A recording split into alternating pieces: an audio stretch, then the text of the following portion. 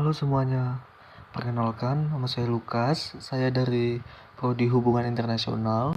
Di sini saya akan menganalisis mengenai salah persepsi pada pengemudi ojol yang dianggap kasar. Yang pertama, ada seorang pelanggan memesan ojek online untuk pergi ke kantor. Ketika pengemudi tiba, ia terlihat terburu-buru, berbicara dengan suara agak keras dan wajahnya tampak tegang. Ia hanya berkata singkat, "Ayo, Mbak, langsung ya," tanpa senyum atau basa-basi. Dan si pelanggan langsung merasa pengemudi itu kasar, tidak sopan, dan tidak profesional. Selama perjalanan, pelanggan semakin yakin karena pengemudi jarang bicara. Namun, setelah sampai tujuan, pelanggan melihat ada notifikasi pesan di HP pengemudi. Anaknya baru saja dibawa ke IGD karena sesak napas, dan keluarganya meminta ia segera pulang. Ternyata alasan pengemudi terburu-buru dan tampak tegang bukan karena ia kasar, tetapi karena situasi darurat keluarganya. Lalu, terdapat analisis dengan konsep persepsi sosial, yaitu yang pertama, teen slicing, dengan menilai cepat dari cuplikan perilaku. Pelanggan menilai karakter pengemudi hanya dari nada suara, ekspresi wajah, sedikit kata.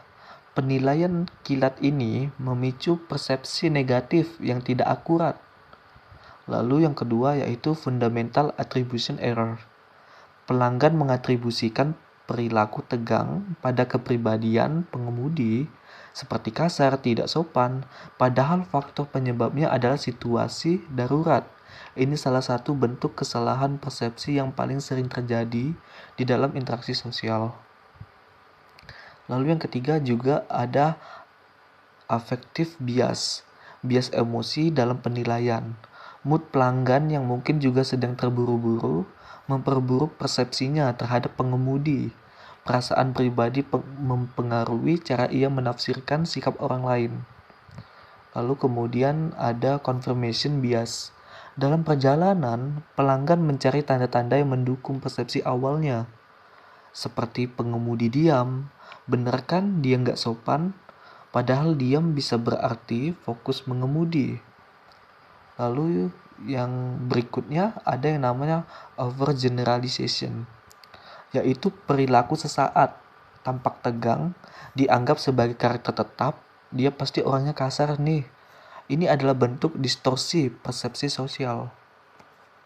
Lalu sekian dari saya, kesimpulan dari kasus ini menunjukkan bahwa persepsi sosial sangat mudah terganggu oleh informasi yang terbatas. Orang sering menilai kepribadian seseorang hanya dari perilaku sesaat, tanpa mempertimbangkan konteks situasional yang sebenarnya jauh lebih berpengaruh. Sekian dari saya, terima kasih.